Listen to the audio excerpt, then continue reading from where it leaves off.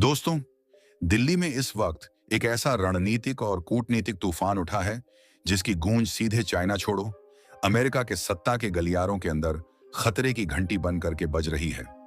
जो लोग सोच रहे थे कि यह तो सिर्फ एक सामान्य सी विदेश यात्रा है, वो असल में उस महाबवंडर को देख ही नहीं पा रहे हैं जो भारत और जापान ने मिलकर के तैयार कर दिया है। लेकिन दोस्तों, असली सवाल यहीं से क्रिएट होता है कि ऐसा क्या हुआ है उन बंद कमरों के पीछे जिसने दुनिया के सबसे बड़े ड्रैगन की नींद हराम कर दी है। दोस्तों, क्या आपको लगता है कि जापान की सबसे सख्त और चाइना की आंखों के अंदर खटकने वाली नेता सनाए तकाइची दिल्ली में सिर्फ हाथ मिलाने आई है? तो दोस्तों, हैदराबाद हाउस में इस बार जो कुछ हुआ है उसने रातों रात दुनिया की सबसे बड़ी महाशक्ति होने का घमंड पालने वाले चाइना और अमेरिका की नींदें उड़ा दी हैं। सनाए तकाइची कोई अकेली नहीं आई है। वो अपने साथ में जापान के top tech giants, semiconductor experts, AI masterminds और डिफेंस सेक्टर के सबसे बड़े बिजनेस प्लेयर्स की एक पूरी की पूरी फौज लेकर के दिल्ली में उतरी है। यह कोई डिप्लोमेटिक टूर नहीं है। ये चाइना की टेक्नोलॉजी और सप्लाई चेन मोनोपोली को हमेशा के लिए उखाड़ फेंकने का एक मास्टरमाइंड सेटअप है। और दोस्तों, जब जापान की तरफ से यह आक्रामक तैयारी थी तो भारत भी कैसे पीछे रह सकता था। अब यहीं पर एंट्री होती है भारत की उस त्रिमूर्ति की जिसने चाइना को घेरने के लिए एक ऐसी अभेद्य सुरक्षा चक्र वाली फील्डिंग तैयार की है जिसे देख करके वेस्टर्न कंट्रीज भी सन्न रह गए हैं। दोस्तों, प्रधानमंत्री मोदी के विजन, राष्ट्रीय सुरक्षा सलाहकार अजीत डोभाल के स्ट्रेटेजिक मास्टर प्लान और विदेश मंत्री एस जयशंकर की आक्रामक डिप्लोमेसी ने मिलकर के हैदराबाद हाउस के अंदर एक ऐसा जाल बिछाया है कि एक ही झटके के अंदर पूरा का पूरा चाइनीज इकोसिस्टम पछाड़ खाने वाला है। दोस्तों, तकाइची को प्रधानमंत्री मोदी ने खुले मंच से जब छोटी बहन कहा तो वह सिर्फ एक भावुक बयान नहीं था। वो चाइना और दुनिया के लिए एक खुला ऐलान था कि भारत और जापान सिर्फ बिजनेस पार्टनर्स ही नहीं, वो स्ट्रेटेजिक ब्लड ब्रदर्स बन चुके हैं। दोस्तों, डोभाल और जयशंकर ने पर्दे के पीछे से जिस तरह से नेगोशिएटिंग फील्डिंग सेटिंग की है, उसका नतीजा यह हुआ कि जापान अपनी वो टॉप सीक्रेट डिफेंस और एआई टेक्नोलॉजी भारत के साथ में साझा करने को तैयार हो गया है, जो वो अमेरिका तक को देने के लिए 10 बार सोचा करता था। दोस्तों, जो बात सामने दिख रही है, असली खेल उससे कहीं ज्यादा भयानक है। दोस्तों, चाइना को लग रहा था कि भारत केवल सेमीकंडक्टर मैन्युफैक्चरिंग पर हाथ पैर मार रहा है, लेकिन जापान ने भारत में आकर के सीधे तौर पर एआई, डिफेंस, फार्मास्यूटिकल और एनर्जी सेक्टर का पूरा ब्लूप्रिंट ही पलट डाला है। यह सिर्फ एग्रीमेंट्स नहीं है, यह चाइना के गले पर रखा गया स्ट्रेटेजिक चॉक पॉइंट है। दोस्तों, आज दुनिया क्रिटिकल मिनरल्स और टेक सप्लाई चेन के लिए चाइना के आगे झुकती है, लेकिन भारत और जापान ने मिलकर के तय कर लिया है कि एशिया का असली बॉस कौन होगा। ग्लोबल मार्केट के अंदर एक कहावत चल रही थी कि मैन्युफैक्चरिंग में चाइना का कोई मुकाबला नहीं है, लेकिन इस डील के बाद में दुनिया को समझ में आ गया है कि जब बात कूटनीति और लॉन्ग टर्म स्ट्रेटजी की आती है तो भारत और जापान असल में बाप निकलते हैं। दोस्तों, इन दोनों ने मिलकर के ऐसा तूफान मचा डाला है कि अब इंडो पैसिफिक रीजन के अंदर चाइना के दबदबे का ताश का महल ढहना बिल्कुल तय है। दोस्तों, अब उस मास्टर स्ट्रोक को समझिए जिसने डोभाल और जयशंकर को दुनिया का सबसे खतरनाक रणनीतिकार साबित कर दिया है। जापान के पास में दुनिया का सबसे बड़ा सरप्लस कैपिटल है, प्रिसिजन टेक्नोलॉजी है और हाई एंड रिसर्च है, लेकिन उनके पास में मैन पावर की भारी शॉर्टेज है। दूसरी तरफ भारत के पास में दुनिया का सबसे बड़ा youth talent, massive infrastructure push और एक विशालकाय मार्केट है। जब जयशंकर और डोभाल ने इस इक्वेशन को तकाइची के बिजनेस मास्टरमाइंड्स के सामने रखा तो जापान को समझ में आ गया कि चाइना को काउंटर करने का दुनिया में अगर कोई एक प्लेटफॉर्म है तो वह सिर्फ और सिर्फ भारत है। जापान और भारत का पहला को डेवलपमेंट डिफेंस प्रोजेक्ट इसी फील्डिंग का नतीजा है।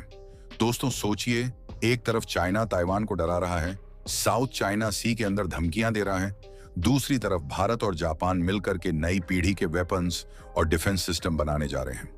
यह सीधे तौर पर चाइना की मिलिट्री और इकोनॉमिक एग्रेशन के ऊपर किया गया अब तक का सबसे तगड़ा स्ट्राइक है। दोस्तों, इसी दौरान पीएम मोदी ने साफ कहा है कि जापान की प्रिसिजन टेक्नोलॉजी और इंडिया की सॉफ्टवेयर कैपेबिलिटी मिलकर के ग्लोबल एआई डेवलपमेंट को नई पावर दे सकते हैं। इसका मतलब सिंपल है, Japan hardware, robotics, sensors, manufacturing discipline और क्वालिटी लेकर के आता है, तो वहीं India software engineers, market scale, digital public infrastructure और स्टार्टअप एनर्जी लेकर के आता है। दोस्तों, जब ये दोनों मिलते हैं तो सिर्फ एक प्रोडक्ट नहीं बनता, बल्कि पूरा सप्लाई चेन आर्किटेक्चर बनता है। अब दोस्तों, इस विजिट के अंदर फार्मा भी बेहद इंपॉर्टेंटली सामने आया है। दोस्तों, कोविड पैंडेमिक के बाद में दुनिया ने एक ब्रूटल लेसन सीखा है। दोस्तों, मेडिसिन सप्लाई चेन भी नेशनल सिक्योरिटी का हिस्सा है। इंडिया दुनिया का सबसे बड़ा जेनेरिक मेडिसिन सप्लायर है। इंडिया ग्लोबल जेनेरिक सप्लाई का 20% देता है और करीब 60,000 जेनेरिक ब्रांड्स बनाता है। साल 2026 के अंदर फार्मा एक्सपोर्ट करीब $31 बिलियन पार करने की रिपोर्ट्स भी सामने आ चुकी है। अब दोस्तों, जापान को देखिए। Japan advance health care, high quality regulations, ageing population और प्रीमियम मेडिकल टेक्नोलॉजी वाला देश है। India affordable medicines, generics, vaccines, API और लार्ज स्केल मैन्युफैक्चरिंग वाला देश है। दोस्तों, दोनों की जरूरतें अलग हैं, लेकिन सॉल्यूशन कॉम्प्लीमेंट्री है। यानी जापान भारत के अंदर सिर्फ चीप प्रोडक्शन नहीं ढूंढ रहा है। Japan trusted production, diversified production और चाइना +1 से आगे India first plus global module देख रहा है। और यही वो पॉइंट है जिसे सामान्य न्यूज कवरेज से मिस कर दिया गया है। दोस्तों, फार्मा पार्टनरशिप का हिडन लेयर यह है कि फ्यूचर के अंदर मेडिसिन, बायोफार्मा, वैक्सीन्स, एपीआई और एडवांस फार्मास्यूटिकल प्रोडक्ट्स के लिए इंडिया जापान कॉरिडोर बन सकता है। अगर जापानीज क्वालिटी सिस्टम्स और इंडियन स्केल मिलते हैं तो इंडिया सिर्फ फार्मेसी ऑफ द वर्ल्ड नहीं रहेगा, बल्कि हाई वैल्यू फार्मा मैन्युफैक्चरिंग का भी बड़ा हब बन सकता है। अब दोस्तों, अगर डिफेंस की बात करते हैं तो भारत और जापान लंबे वक्त तक डिफेंस के अंदर कॉशियस रहे हैं। जापान की पोस्ट वॉर पॉलिसी बहुत ही रेस्ट्रिक्टेड थी। भारत भी स्ट्रेटेजिक ऑटोनॉमी मेंटेन करता रहा। लेकिन दोस्तों, इंडो पैसिफिक का प्रेशर अब बदल गया है। Sea lines, undersea cables, critical minerals, energy routes और मैरीटाइम सिक्योरिटी अब सिर्फ नेवल टॉपिक नहीं रह गए हैं, ये इकोनॉमी के सर्वाइवल का टॉपिक बन चुके हैं। दोस्तों, इंडिया जापान यूनिकॉर्न मास्ट प्रोजेक्ट इसी शिफ्ट का सिंबल है। 15 नवंबर 2024 को इंडिया और जापान ने इंडियन नेवल शिप्स के लिए यूनिकॉर्न मास्ट को डेवलपमेंट के ऊपर मेमोरेंडम ऑफ इंप्लीमेंटेशन साइन किया था। दोस्तों, इंडियन एम्बेसी के मुताबिक यह इंटीग्रेटेड कम्युनिकेशन सिस्टम वाला मास्ट नेवल प्लेटफॉर्म की स्टेल्थ कैरेक्टरिस्टिक्स इंप्रूव करने के अंदर हेल्प करेगा और भारत इलेक्ट्रॉनिक्स लिमिटेड इंडिया में जापानीज कोलैबोरेशन के साथ में इसे को डेवलप करेगा। मतलब साफ है कि जापान अब इंडिया को सिर्फ मार्केट नहीं, बल्कि ट्रस्टेड डिफेंस पार्टनर मान रहा है और इंडिया अब सिर्फ बायर नहीं, बल्कि को डेवलपर बन चुका है। दोस्तों, कल तक इंडिया फॉरेन प्लेटफॉर्म्स खरीदा करता था। आज इंडिया टेक्नोलॉजी को डेवलपमेंट टेबल के ऊपर बैठ रहा है। पावर गेम के अंदर अब इंडिया स्पेक्टेटर नहीं है, साइलेंट आर्किटेक्ट बनता दिख रहा है। अब दोस्तों, जरा चाइना का एंगल देखिए। आइए कि 2026 की रिपोर्ट के मुताबिक 2024 के अंदर मैग्नेट रेयर अर्थ रिफाइनिंग के अंदर चाइना का 91% तक कंट्रोल हुआ करता था। साथ ही परमानेंट मैग्नेट प्रोडक्शन के अंदर भी वह 94% तक कंट्रोल कर रहा था। और दोस्तों, यही magnets EVs, wind turbines, defence systems और डेटा सेंटर्स, साथ ही एडवांस मोटर्स के अंदर काम में आते हैं।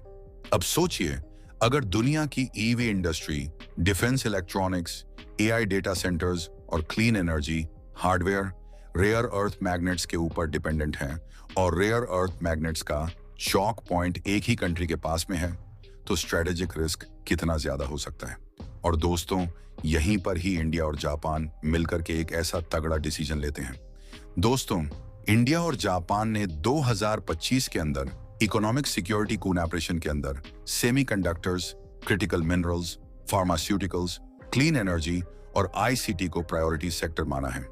दोनों देशों ने resilient supply chains, secure critical infrastructure और की टेक्नोलॉजीज प्रोडक्शन के ऊपर कोऑर्डिनेशन बढ़ाने का कमिटमेंट किया है।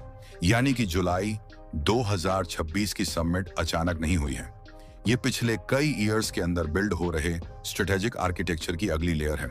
दोस्तों, साल 2025 से 26 के अंदर India Japan bilateral trade 27 billion को पार कर चुका है। वहीं दोस्तों, अप्रैल से दिसंबर 2025 के बीच में जापानीज इन्वेस्टमेंट भारत के अंदर 3.2 बिलियन को क्रॉस कर गया है। रॉयटर्स के मुताबिक 1400 जापानीज कंपनियां भारत के अंदर ऑपरेट हो रही हैं। और दोस्तों, बड़ी बात यह है कि उनमें आधी तो मैन्युफैक्चरिंग के अंदर है। दोस्तों, फॉरेन पॉलिसी के अंदर भाषण मायने रखते हैं, लेकिन फैक्ट्रियां उससे भी कहीं ज्यादा मायने रखती हैं। अगर कोई कंट्री यहां पर अपनी फैक्ट्री लगाती है, इंजीनियर्स भेजती है, टेक्नोलॉजी ट्रांसफर करती है और लोकल सप्लाई चेन बनाती है, साथ ही डिकेड्स तक कैपिटल लगाती है, तो यह सिर्फ डिप्लोमेसी नहीं रहती है, बल्कि यह अपना फ्यूचर आपके साथ में लॉक कर रही होती है। और यही जापान ने भारत के साथ में किया है। दोस्तों, मारुति की जर्नी को याद कर लीजिए। सुजुकी ने 1982 के अंदर मारुति उद्योग के साथ में एग्रीमेंट किया था और 1983 के अंदर मारुति 800 इंडियन मार्केट के अंदर आई थी। दोस्तों, सुजुकी की ऑफिशियल रिपोर्ट्स के मुताबिक उस वक्त इंडियन मार्केट लगभग 70,000 यूनिट से भी कम का था, लेकिन 2010 तक यह 3 मिलियन यूनिट्स पर ईयर को क्रॉस कर चुका है। यह सिर्फ कार की स्टोरी नहीं है, बल्कि यह Indian middle class, manufacturing culture और सप्लायर इकोसिस्टम का बर्थ मोमेंटम था। दोस्तों, आज वही मॉडल नेक्स्ट लेवल पर है। जुलाई 2026 के अंदर अब प्रधानमंत्री मोदी और जापानीज प्रधानमंत्री ने मारुति सुजुकी के खरखौदा हरियाणा प्लांट को वर्चुअली इनॉग्रेट किया है। इकोनॉमिक टाइम्स के मुताबिक यह फैसिलिटी करीब 35,000 करोड़ रुपए के इन्वेस्टमेंट, 800 एकड़ के इंटीग्रेटेड सप्लाई पार्क और 5 लाख एनुअल कैपेसिटी, साथ ही phase wise 10 lakh vehicle capacity की डायरेक्शन में है। बाहर से यह ऑटो प्लांट है, अंदर से यह मैन्युफैक्चरिंग सिग्नल है। दोस्तों, भारत अब सिर्फ डोमेस्टिक कार्स के लिए प्लांट नहीं बना रहा, बल्कि EVs, components, batteries, robotics, AI enabled manufacturing और एक्सपोर्ट सप्लाई चेन्स के लिए भी बेस बन रहा है। और यही चाइना के लिए सबसे अनकंफर्टेबल करने वाली बात है, क्योंकि चाइना की ताकत सिर्फ चीप मैन्युफैक्चरिंग नहीं थी, उसकी असली ताकत इंटीग्रेटेड इकोसिस्टम था। अब दोस्तों, यह सवाल यहां पर क्रिएट होता है कि भारत में जो जापानीज नेता आई हैं, उससे भारत को क्या कुछ बड़ा अचीव होने वाला है। तो भारत ने दोस्तों इसके अंदर बहुत कुछ अचीव किया है। पहला तो यह है कि भारत को जापानीज कैपिटल मिली है, हाई टेक्नोलॉजी एक्सेस मिला है। दूसरा, इंडिया को ग्लोबल सप्लाई चेन्स के अंदर ट्रस्टेड मैन्युफैक्चरिंग हब के रूप में स्ट्रेंथ मिला है। तीसरा, इसे डिफेंस के अंदर कोर डेवलपमेंट से इंडिया की स्ट्रेटेजिक ऑटोनॉमी बढ़ी है। चौथा, इससे फार्मा सेक्टर और हेल्थ केयर सेक्टर में India high value global market की ओर बढ़ा है।